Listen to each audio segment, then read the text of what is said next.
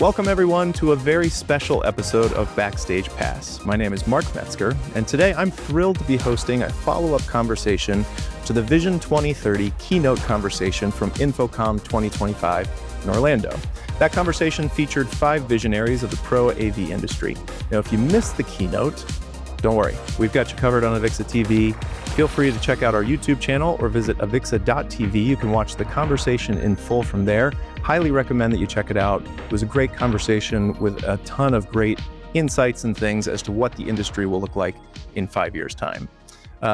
Today, we're going to go a little bit deeper on some of those issues that were discussed, some of the solutions and things that we as an industry should be considering as we look ahead to 2030. So I've got 3 guests with me today.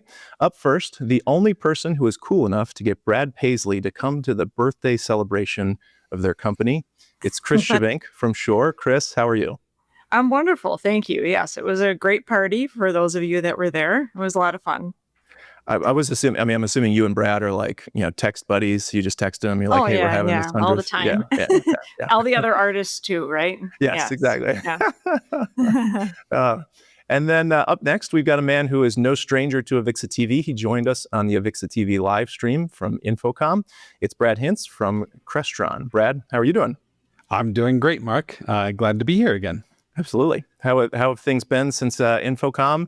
Getting settled, or are you just heading right back into it? We head right into the next thing. You know us. We don't really take much of a break. That's exactly right. Yep. We know the feeling. Yep. And then last but not least, another one who is also popping up frequently on Avixa TV these days. We partnered with them for the Avixa TV live stream for International Women's Day in New York City. It's Eric Hutto from Diversified. Eric, how are you doing? Doing great. Thanks for having me, Mark. Well, thank you all for joining me for this discussion about where the industry is headed in the year 2030. Now, as I mentioned before, if you missed the keynote, please check it out on Avixa TV because we're going to continue to build on some of the themes from the discussion in Orlando. I think the first most pressing question on everyone's mind is, now that Stephen Colbert and the Late Night Show have been canceled, does Dave Lebuscus have a host as a late night, or have a future, I guess, as a late night TV host? Chris, what do you think? Well, are we placing bets? I think I don't know what kind of odds I might put my money on something else. We'll see. I think Dave needs to keep his day job. We all love Dave, but I think he probably ought to just stay right where he's at. We need him there. Perfect. Yep, that's great. We've got a campaign on LinkedIn happening right now, really advocating for Dave to be the new host. Excellent. That's great. Dave, if you're watching this, you're listening, you did a great job. Well done up on stage. Not easy up there. But first, let's get into the topic. We're probably all sick of talking about it a little bit, but I think personally it's the topic that has the most potential impact to change the way that we work in 5 years' time, and that is, of course, artificial intelligence. Chris, I really liked what you were talking about as a part of the discussion, that we shouldn't think about AI in terms of this big, grand, robots taking over the world. Certainly could happen, but we should think about it as an industry more in terms of like, what are the practical things and ways that we can be utilizing AI to help our products and services and solutions for our customers. Would love to hear a little bit more from you. Maybe on a practical level, what is Shure doing in terms of using AI to help develop these tools? And what do you think we as an industry should be considering about the practical ways that we can utilize AI in our day-to-day work? And, when you say practical, to me, that's the key word, because when we talk about AI as this big, I think I called it monolithic thing, it just isn't. Many of us in the industry have been actually using artificial intelligence and machine learning since well before like ChatGPT burst onto the scene. But ChatGPT did a good thing. It really raised the level of awareness, and now people talk about AI on a daily basis. But take, for example, our IntelliMix Room software. Since well before ChatGPT, that was, built of algorithms that can discern what do you want to capture from a sound perspective in a meeting like this versus what if behind me there's a loud meeting going on and we don't want that distraction to mix in with what's happening with this conversation, or there's a dog barking outside or whatever. that's where that kind of intelligence is practical, and it can really help the whole user experience. So I think if we kind of break it down into all the smaller tools that can be used and how it makes our end users' life more simple. Another practical example might just be with all of these cameras and microphones in a room. You know who's talking. Increasingly, we can attribute who's making what comments and who said what. But interestingly, you kind of know how many people are in a room too. And would that information be useful to companies like ours that are trying to figure out what do we need from a real estate perspective? And here's this room that has 10 seats in it, and 2 people once a week come into it. So, having that kind of data available is interesting and useful.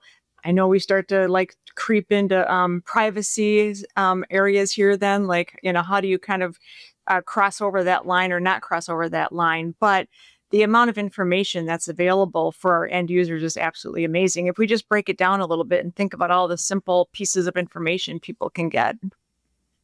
Yeah. Brad, what about you from Crestron's perspective? What are some of the practical ways that AI is being utilized in the solutions that you all provide? Yeah, we think about it in several ways. Certainly internally, we're using it in so many different domains, and we're seeing a lot of really practical benefit on a day-to-day basis.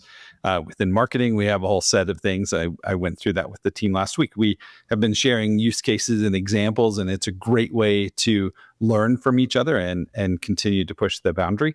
I mean, frankly, we're all on a journey with some of these new tools. And so sharing those insights really helps raise the bar for everyone. Within engineering, tech support, sales, every department within Crestron is finding new ways to leverage AI to do their job better, which then in turn translates into better responsiveness to supporting our customers, building better products, all those things. So those are some of the practical ways we're using it internally today. But as Chris shared, we too have been leveraging AI for quite some time in some of our solutions. And it is, for us, we are very focused on not just slapping an AI label on something because it's hip or trendy, but rather focus where you're actually delivering real customer value. And so, as Chris mentioned, those rooms where you can see and hear really clearly who's in the meeting room, how are they participating, and able to have a very focused and effective meeting together, leveraging some of those AI technologies. That's important. We're all seeing that today. We're seeing the benefit today, and that will continue to improve.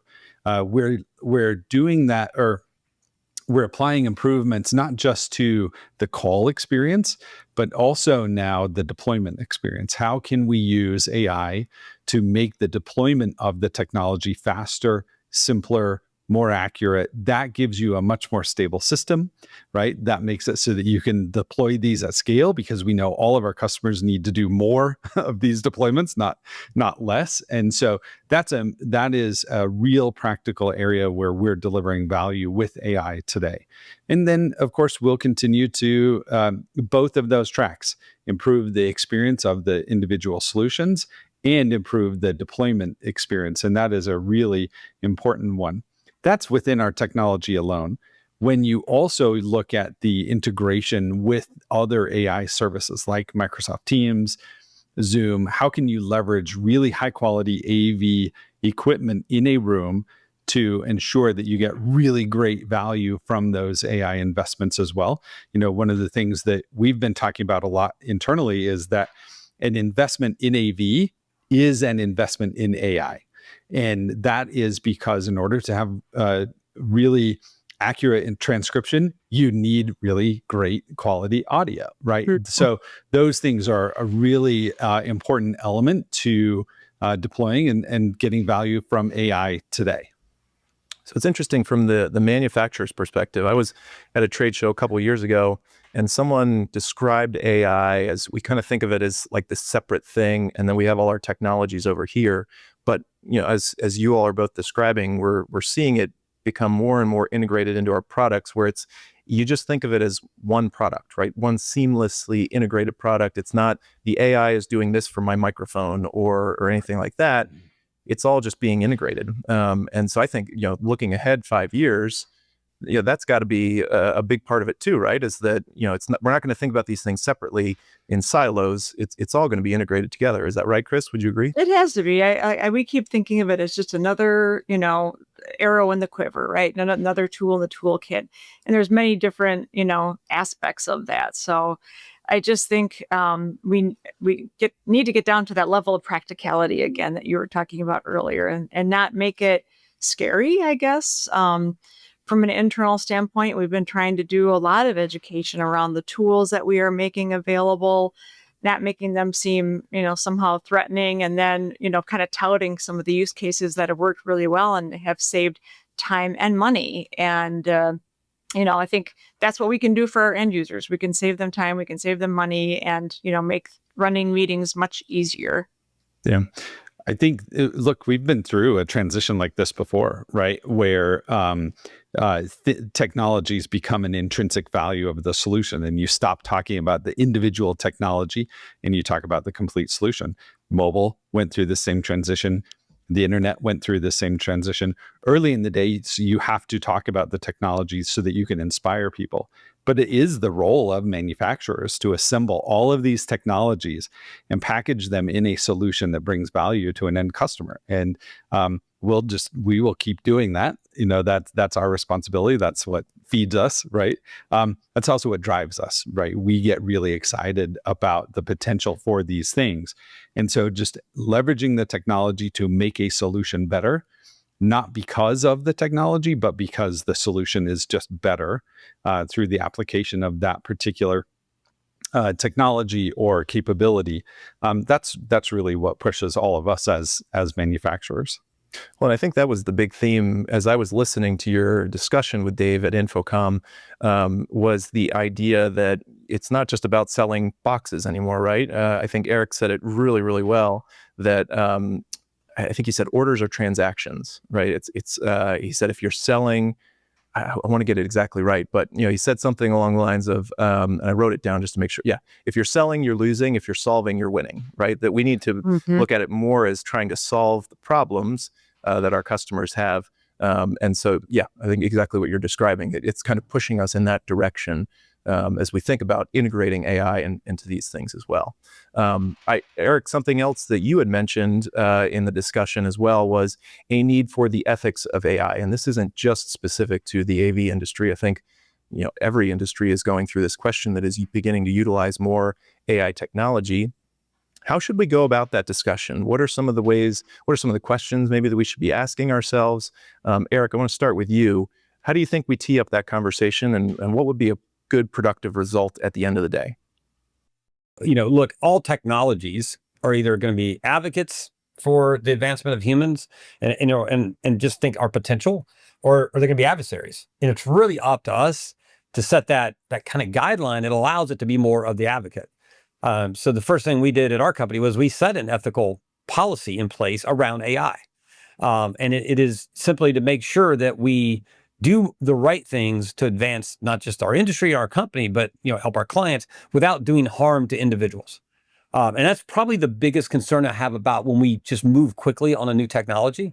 Social media, to me, is the same way. It was great. Everybody loved Facebook, and then Facebook turned into Instagram, and then next thing you got Twitter and X, and all of a sudden, there's just this massive amount of free-flowing, people can do whatever they want without any governance. And we've seen reputations be harmed. We've seen people lose jobs. So it hasn't been quite the advocate we'd all hope for. And then the pandemic hit, and our children became very dependent on connectivity through social media platforms. But we didn't see the unintended consequence of bullying, right? So we just have to be more mindful that while AI is just this amazing technology and it will advance us, it will make things more productive, give us an advantage potentially. Used poorly, I think it could also do a lot of harm. So our policy restricts where we can use it, what type of tools we can use, the data it can access, which is ours, unless it's doing research, right? And then we don't use it to look at people, right? It's not fair to use it today to judge people's ability to work or perform. We're just not there yet. So, and also the legal system isn't there yet on precedents to be set in courts around, when there are, people get into lawsuits, how will that be resolved? So I just think we should walk a little bit here. Clearly, AI is transforming how we do our job and how we deliver services or experiences to not just our associates, but to our clients. So I do think it's already impacting at the AV industry. Obviously, content generation, some of the cool things that it can do to make lifelike movies that now come into the content, bring it more alive. We're going to see that happen and already seen it happen. So it's here, it's useful, but let's just be cautious how fast we move. Brad, what about you? From Crestron's perspective and the ethics of AI, again, what are some of those questions and things that we ought to be considering? Look, there are very real considerations as it relates to AI. There's privacy, there's security. You get into all kinds of new discussions as it relates to ethics and those challenges. And we still have, there are a lot of legal issues. There are a lot of legislative issues that need to get settled out there. You have new biometrics issues. You have access to data and data. How do you categorize and provide the right level of access to that data? And so I think that it is important that people tackle those issues really thoughtfully. They have to do it certainly through the lens of what will deliver customer value rather than expose individuals' personal information, compromise their ability to manage their own biometric data and information. What are the considerations in the geographies, right? As a global manufacturer, we have to wrestle with laws that are happening in individual states within the US, countries abroad, and those are real practical challenges. So you have to go slow in some regards in what you put out there while you innovate very quickly so that you can help do those things. But as long as you stay true to just don't screw up people's privacy, right? Don't sell those things out there. I mean, some of those things we've settled long ago. It's just now you have to apply some of those new frameworks to these those existing frameworks of protecting individuals to this new technology. Yeah, and you bring up a good point, regions and the different laws and things. I mean, that seems like a whole headache there. So that's not a problem we're going to solve on this discussion. I can tell you that right now. We've kind of had to figure out how to jumpstart this ourselves because, we are, as Eric said, if you're shipping a product versus, shipping a solution. And we're a 100-year-old company that has shipped an awful lot of hardware. Mm-hmm. And, we still need to have that sort of resident knowledge. But now as we are shipping more complete solutions and doing more software-based products. And then also from a transactional standpoint, connecting with people in a much more online way than we did in the past. Just bringing in people from different industries has been that sort of jumpstart that we need. And specifically people from the IT industry who have had to deal with security sort of concerns that maybe we didn't have before in quite the same way. So kind of blending together the people that understand how to do, day-to-day regular Shure business, the way we used to do it and what's happening in today's world, bringing in people from really different industries, is something that we've been practicing and you kind of have to be open to as a manufacturer to learn different ways and to just understand how you really have to change. I think it's a great idea because I think as part of the discussion in Orlando, you all talked about, you were talking about standards, I think, and how IT in some ways was kind of ahead of the AV industry in terms of some of the standards and things that they've set up. So I think that's a great idea of relying on kind of adjacent industries as well to help shepherd that conversation. So yeah, AI is going to be a huge one, obviously looking 5 years ahead of time. I would like to transition a little bit to talk about the workplace. Obviously, thinking about where we are at this point in time, if you were to go 5 years backwards, we were at the very beginning of the pandemic and pretty much everyone was working remotely at this point. Now, 2025, we're beginning to see more and more companies begin to mandate getting back into the office. How do you think this all shakes out in the end? Brad, maybe start with you. Are we in hybrid to stay? What does it look like? And I guess what are some of the things that the AV industry should be considering as we think about both the in-person and the digital collaboration experience? Post, this dramatic change in the way we all work at Crestron, we're looking at our policies too for hybrid work. We fully embraced hybrid. But for certain groups, we're looking at, is it better to have more and more in-person interaction? So we internally are continuing to evolve our own way of driving collaboration and work together. what we see is exactly what we're hearing from customers as well, right? They're looking at how do we shape our hybrid work policies to best enable the type of culture and work culture that we're looking for, right? Trusting in colleagues, able to effectively and efficiently communicate and get work done. What we hear from customers, same as what we are looking for, is we like people in the office. There's extreme value in getting people together. But when you have people together, you need to be able to collaborate effectively. That means sharing content. That means having a nice and comfortable space to work and to discuss and have brainstorming sessions. But you also invariably, 80% of the time, there's likely to be at least one remote participant, which means every space has to support the ability to connect and bring in a remote participant. And even if you had all of your employees in the office, they're not all in the same office. And so you need to be able to connect with other colleagues that are in another office, but you still have to collaborate with partners and vendors and others as well. So we are really focused on enabling customers around this in-person collaboration, scaling remote collaboration, and those are the two key elements. And you have to have both solved. You can't just over-index on one and neglect the other. Yeah. And I loved what you had talked about too at InfoComm, where you had said that you help enable that these spaces, I guess, and these experiences help enable a company's culture, right? That it's the technology is really an extension of, like what you said, what your customers are trying to achieve, and that we need to view the technology in a way that is helping them reach those big goals that they have for their companies, not just for how a meeting interacts, right? Yep, absolutely. Because the quality of an audio, the quality of video, that affects the culture and the standing of those that are remote or those that are in the room. And I think that we are in a really fortunate position as an AV industry that we can help enable that kind of a culture, right? Whatever an organization wants from their culture, we can help them to enable it. But if we do it incorrectly, then you can help actually break down their culture, right? If people don't feel included, if they don't feel like they can participate in a conversation, right? There is real data and there's real research that shows the quality of AV affects the way colleagues perceive each other, right? If you have high quality AV, then you can come across as more, you can more convincing, more credible, right? If you have low quality AV, if you have low quality audio, you may be the most convincing, most articulate person, but low quality audio makes you come across as less convincing and less intelligent. And those are things that can either bolster or diminish the culture within an organization. I've said for years in the video production world that the way that you make a video or you craft your story is just as important as the story that you're trying to tell. And to your point exactly, if it's low quality, it's going to reflect on you in that way.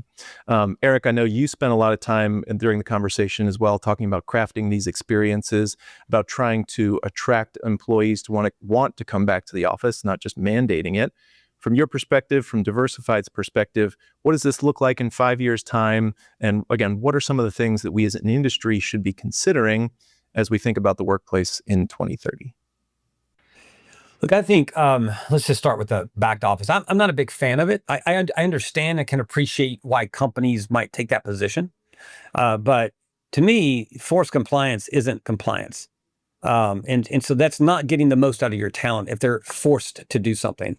You want to create an environment where they want to be there, where they can be the most productive, the most creative. They can accelerate business or initiatives. So when I think about the back to office, I think it's just not the right approach. You can accomplish people back in office just through a different experience. And I think that's what's missing. Now, I think that's where AV, the industry, can come to bear, because we're really good at experiences and immersive environments and the technologies that can create that wow factor that turns that space into a destination. And I think that's what we kind of focus on in our company is, what can that space do? What value can it bring? What entertainment can we create that people will want to show up? Again, I think I use the example that, people will sit in traffic for 3 hours to get to Taylor Swift concert. But there's a value there. There's an entertainment there. There's something that people value beyond the traffic, right? And sitting and waiting. And it's worth it to them. I think we can do the same in business. And I think AV can play a huge part in creating that kind of entertainment value in a space. Do I think it's one or the other? No, I think the future set. Hybrid does exist. It will continue to exist. We've kind of moved into this with the pandemic when we were all at home. We had to actually use our knowledge, right, to create income because a lot of people lost jobs. So they began to really think about how do I use what I know and how do I bring that to bear to the market and basically get paid for it. So, the gig economy and all those talent that's out there that doesn't want to work for a company, but still has ways to contribute. I think that's what all of this created, was that there isn't a one size fits all. Hybrid exists. It's going to continue to exist. And if we're smart, we want it to exist because I can take advantage of talent from all over the world. I mean, if I really need the most talented creative person in this particular task, they might be in Budapest. And if I'm located to an office, then I'm really regulated to where my office is and the talent that exists in that location. And I think that's a mistake long-term for competitive advantage, long-term for, advancements in, what each company's trying to get done and growing their business. So we moved our headquarters from New Jersey to here, to Dallas. And when we did, we didn't necessarily get a massive space, right? Because one, we were kind of testing the waters on how we wanted this office to be created to create the experience we wanted. So we set up our office and we put in curved video walls. We put in LED walls. We put in all the technologies that we would deploy out to our clients. We began to put into this space and we ourselves lived through that experience. I can tell you that some of the experiences with some of the technologies that we've been putting into clients was not great. Right? Because it wasn't frictionless. It wasn't easy. But that's great for us to experiment with and to understand. And then we can come back and work with our partners on ways that they can change their product lines or their software, or maybe how we integrate multiple things together to actually create a better experience. And so I think it's when we did, and then we gave freedom to that technology to be used. So I have more people coming to the office than I have space. So we're actually having to move up 2 floors. We're tripling the size of this office, and we're going to have a whole third of a floor just be the client experience center, where they get to come through, much like a trade show, and they get to test and see and feel the solution live in a space before they actually buy it and install it, and will it achieve their outcome. We use our curved video wall for global town halls. Frankly, our people get together and we watch cricket in the morning sometimes, and we watch golf in the afternoon, and sometimes we watch NFL during the season. And it's just been a fun way to get people together. But by them coming in for the cool technology, the experience, we're collaborating more. We have more sessions. We're working through issues faster, which is really what people want people back in the office to do, is just collaborate better. We just didn't do it through a mandate. We did it through, well, let's kind of create a space where people want to hang out. They want to be here. They want to enjoy. And that's what I really think about when I think about creating this new experience.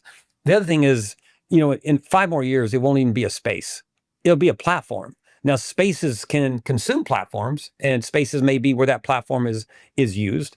But I always think about workplaces being a platform, and how does that platform deliver the outcome? For most executives, I either need people to work together. That's the collaboration side. Or I need people to want to be here and they want to work with our technology. They want to be in my environment so I can attract and retain talent. Really, it's those 2 things I focus on when I think about how I decide to invest in real estate and what type of space and what it's capable of doing. Well, you kind of started out this conversation saying that this year's InfoComm was the year of AI, right? You couldn't escape it. And I feel like 2 or 3 years ago, it was the InfoComm of meeting equity. That was a big topic and still continues to today. And that becomes even amplified now in its importance. And I think it's kind of like, how can we merge meeting equity as a problem with AI as a tool to solve? And, before pandemic era and the world of hybrid meetings, I feel like we would very much compartmentalize the meeting rooms that we were trying to set up for people into kind of conveniently small, medium, large. Then we started to have remote get added into the equation.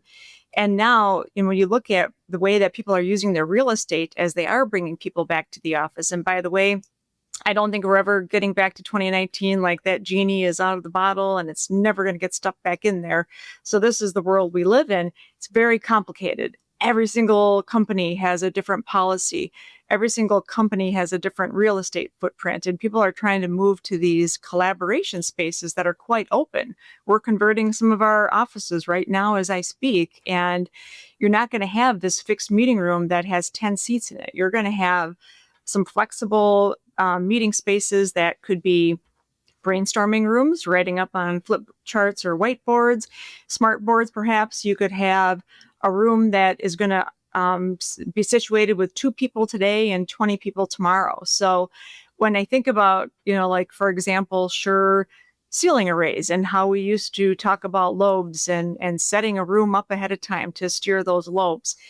Fortunately, now that's all automatic, and it just needs to be even more automatic as we go forward. And so people will walk into a room, and I think we all envision the day where somebody walks in and says, hey, I'm going to have this meeting with the following 5 people, and we're calling up so-and-so in Hong Kong and get that set up and, take notes and give me action items when it's over with. And just like that, you're in your meeting and you're capturing those action items and you're moving forward. But that level of flexibility will not be accomplished if we don't put the right AI tools out there and make everything much more automated and understand, that end user need. And it's only going to get more complicated, I think. And you're going to start to see some of those technology refreshes getting shorter as well because of this. And we're not going to be able to, sell the same thing 5 years from now that we're selling today, I think.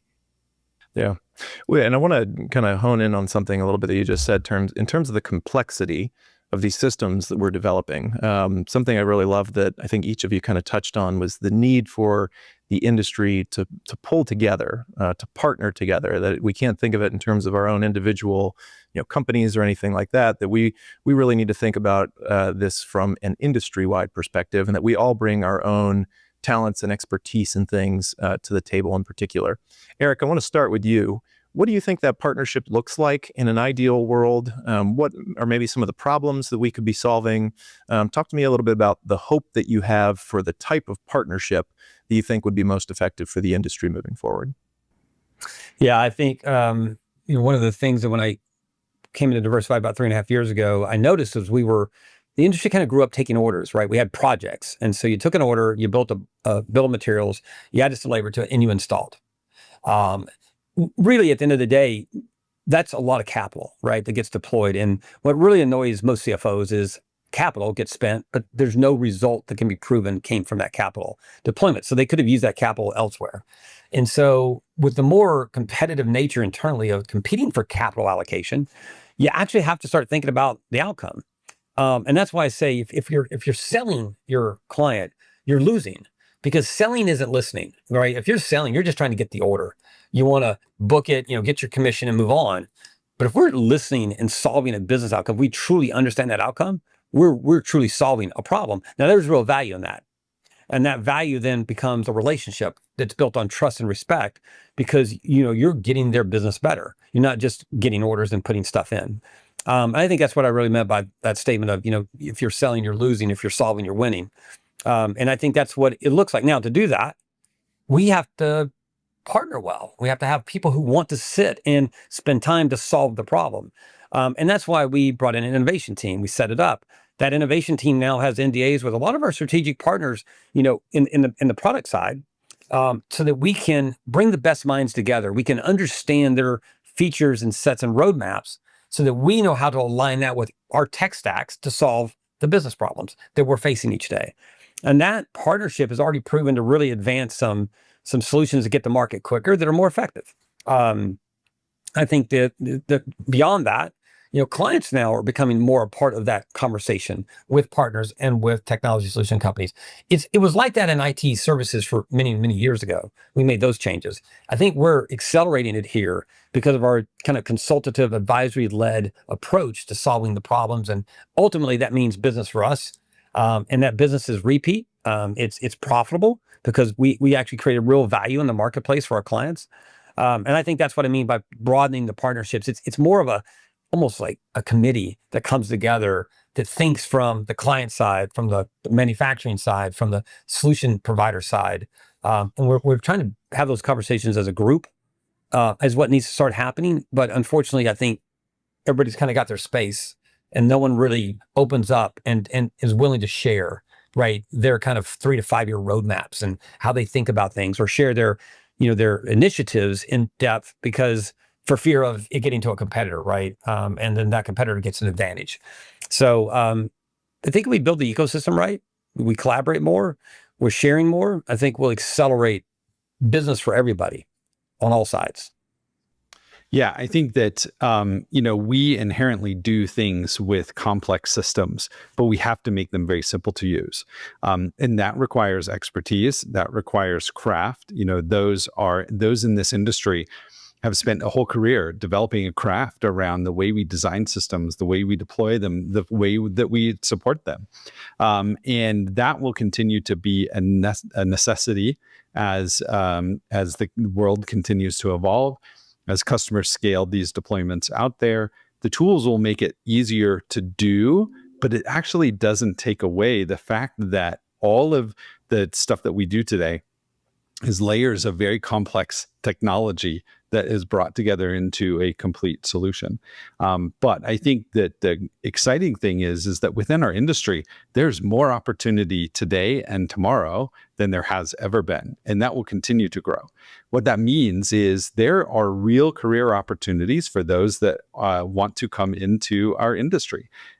Even with the development and advancement of these AI tools that some will say, oh, it threatens the livelihood of developers. I don't believe that that's true, right? These become tools that help those that have developed a craft and developed an appreciation and an understanding of the way you can apply these technologies to simplify an experience. It gives them more career opportunities, not less. And so I think that we're in a really great position where we can work as manufacturers building these technologies, great integration partners like Diversified and others that know how to work closely with customers, and then partnering with end customers too to deliver on what it is that they're looking for at scale. It's both a great opportunity, it's a growing industry, and as we all invest more and more energy into developing those skills, I think we can unlock additional value. That's great. Yeah. Chris, what about you? What do you think that partnership would look like in an ideal world across the industry as we look ahead to some of the solutions and things that we were trying to bring to the market in 2030? Yeah, well, what strikes me in hearing both Eric and Brad outline, their views on things is just how even more important organizations like AVIX are becoming, because it's the one place, a couple times a year where we actually all come together, all the constituents that Brad just outlined, we're all together at the same place. And then, the different organizations that exist within AVIXA, like when we had Jason with us at InfoComm this year, talking about some of the standards committees that he is on.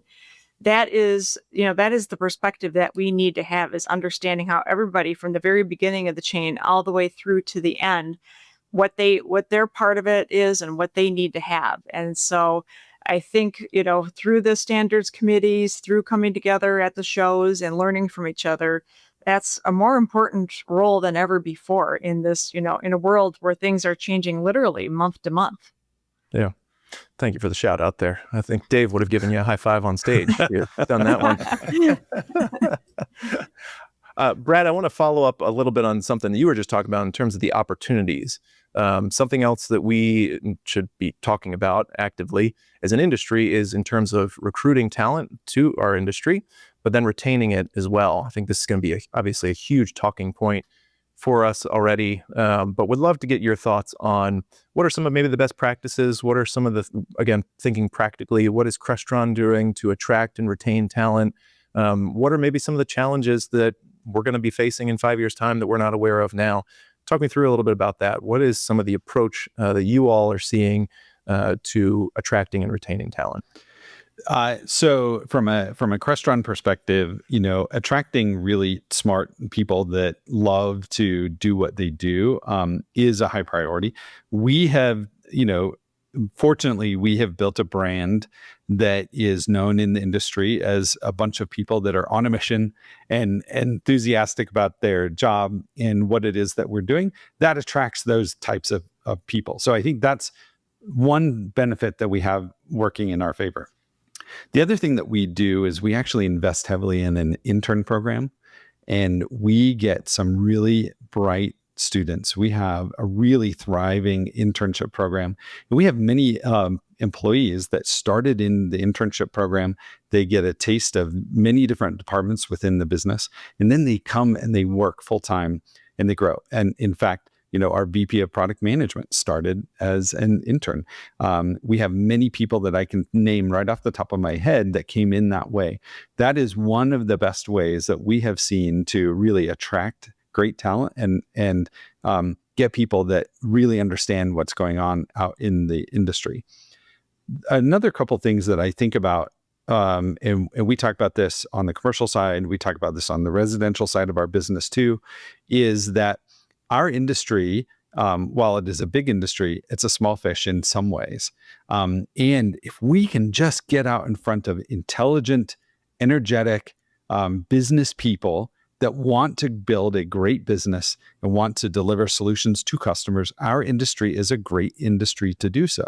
And so how do we attract some of that excellent business talent, that entrepreneurial spirit that can come in, build a business around serving customers, working with integration partners, working with manufacturers, and help thrive within our industry? So I think that's one of the problems that we need to help solve. And then when you get those types of business leaders, get them out in their community so that other people can see the potential. There are really charismatic dealers or integration leaders. There are a lot of really passionate people that are involved within their business. Get them out into the business community within their own areas. They will begin to attract that really smart, hardworking talent, and then we can help give them the skills that make this industry work. So I think those are some of the things that we really focus on. Invest in young talent through the internship program, try to attract really smart business talent and give them the skills to make it successful inside of this industry, and then focus on networking within a local area.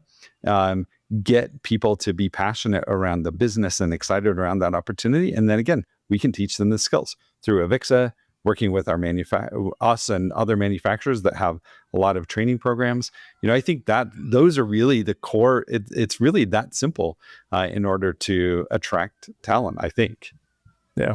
Chris, what about from your perspective? I know I'm familiar with your story in terms of the way that you have risen through the ranks at Shure. Yeah. Is there anything that as you reflect on kind of your journey with Shure from where you began to where you are now, anything that we might be able to pull and learn that we could apply to thinking about some of these challenges 5 years from now? Yeah, well, I always tell people that even though I've been with the company for more than 36 years, I think I've worked for about 5 different companies. And, certainly I've had probably 15 different job titles, but that's not a joke, right? I mean, the company has turned left and turned right pretty hard over the course of those 3 decades. And that's what I was alluding to earlier, that you really need to be looking way above today's reality and looking ahead to see what's coming and what kind of people do you need to be bringing on board, and, bringing up through the intern, program like Brad was talking about. We did have an intern band play, by the way, 2 weeks ago, and they were absolutely phenomenal. They really rocked it. So I guess we get that fun side of our business too, because we have the entertainment side to mix in. So that's a good attracting factor. But, at a time when you've got, technology titans like Sam Altman and Mark Zuckerberg offering these like $100 or $200 million packages for AI people, right? I mean, talent has always been, very competitive. It's even more so. But kind of the fun and the stability that we're talking about here, being a little, slightly smaller industry, not being one of those tech titans, but still having very high tech solutions and using the exact same technologies that these other companies do, and having a bit more stability. We're not going through these, ridiculous sort of roller coaster rides with people every single year or every single quarter, right? We have longevity. This is, companies that are 100 years old. It's you see them around. So I think we have something to tout there, that it's a real learning environment. It is a high tech environment, and it's really changing, and people can come here and be a part of that. Yeah.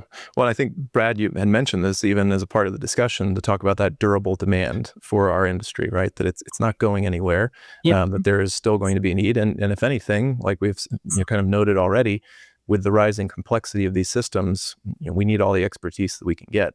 I would be interested, Eric, from your perspective as well, thinking about this on the integration side, trying to provide these holistic solutions for our customers. What are maybe some of the challenges as it relates to attracting talent, things that we aren't considering now that might be an issue in 5 years' time? And what are some of the solutions, do you think, that we could begin to implement to try to get ahead of some of those challenges? I think one thing we have on our side in this industry is the technology shift that's happening. And so if you think about cloud and cyber and software-defined networks, there's other things we now have to consider as we build out our solutions to solve problems, or that we have to collaborate with. That opens up doors, right, for people to grow their careers. If you just think about traditional AV work, it's really hard, to progress careers and advance skills when it's product-based. But when you add software into the mix and platforms into the mix and cloud in the mix, well, now your skill sets have to be broadened so you can progress yourself. So I think just the technology shift alone will give us access to more maybe IT-oriented skill sets that need to come in, that can learn the AV side or media side of the house, and vice versa. And sometimes in those other specialty skills like cyber, you get a younger generation, right? You get a new skill set, a new group of people that can participate in the industry. And the more software we become oriented, I think the more that opens up the attraction. Now, at the core of it, we still have to put things in, right? So we still have to lay the infrastructure for all the cool things that we do in AV and media. And so we still have to have that skill set. But I think we can think about that skill set differently in other places we can acquire that capability that also, gets people interested in the industry. Bottom line is we have to be more than boring, right? And so sometimes we got to start to learn how to market ourselves. We got to actually market the cool things this industry does and the things that it creates. And so I think part of our attraction is we got to get a campaign together to actually market how cool we are instead of just being silent and just kind of doing the work. And again, we do some cool things. You look at the stadiums we work on, SoFi Stadium, you look at the Sphere and how that was created. People want to be a part of cool stuff. They want to work on NASA, right? They want to be at places that really give them prestige, it gives them new skill sets. So I think part of this is marketing and branding. Part of this is also making sure that we're opening ourselves up to the more holistic solution, which then gives people more skills they can build. That's attractive to people. And then give them some really cool stuff to work with. Great spaces to come to that have an experience, a kind of a value there, an entertainment value that also attracts them because they want to be, again, in cool places. Beyond that, we got to get a lot better at career progression and skill development and helping people see how paths they need to be on because they're asking those questions today. Even in our company, we get asked a lot when I'm in the field, what do I need to be skilling up? What's next? How do I stay relevant? And so we actually have to start developing those career paths and think about what are the right paths to keep people relevant, because that brings security. It means that we're thoughtful as an industry about how we're developing talent and keeping the talent versus we put people to work and then they turn over. So I think I don't really have 100% of the answer. I just know that those two things weigh on me. When I think about it is what kind of experience am I creating? What kind of career can I create for this person? What kind of future can I generate for them as an individual? Right? They want to have, professional growth. They want to have financial growth, and they want to be associated with very, amazing things that people recognize when they're looking through Instagram or looking through media. They go, we worked on that. We did that. That's what they're looking for. By the way, don't underestimate values and ethics because people want to work for a company that is ethical, that has integrity, that has values, and that upholds those values above and beyond performance. And I have told that to our company since the day I got here. You can be the number one seller in the company, but if you don't hold our values, you're not ethical, you will not be here. I can find somebody who can do that role, but you have to do the role the right way. So for us, the how is just as important as the what. And believe it or not, a lot of people want to know you're that reputation, that ethical, that company that has values and that upholds them, because that's the culture that matters to a lot of our younger talent. Well, thank you to all three of you for joining me today. Really, really do appreciate the time. Again, this has been a fascinating conversation that you all had at InfoComm. We really appreciate you giving us a little bit of extra time to kind of dive deeper on some of these things. Can't wait to see you at InfoComm 2030. Maybe we'll look ahead to another 5-10 years down the road. and get your perspectives there. But otherwise, thank you again for the time. Really appreciate it. And we'll talk to you again soon. Thank you. Thanks, Mark. I really appreciate the time. And, I think more and more of these Avixa TV segments are going to be great for our industry, sharing knowledge. Love to see a lot of leadership from my competitors on as we think about how we advance the industry. So again, thanks for the time. Really appreciate y'all pushing us forward.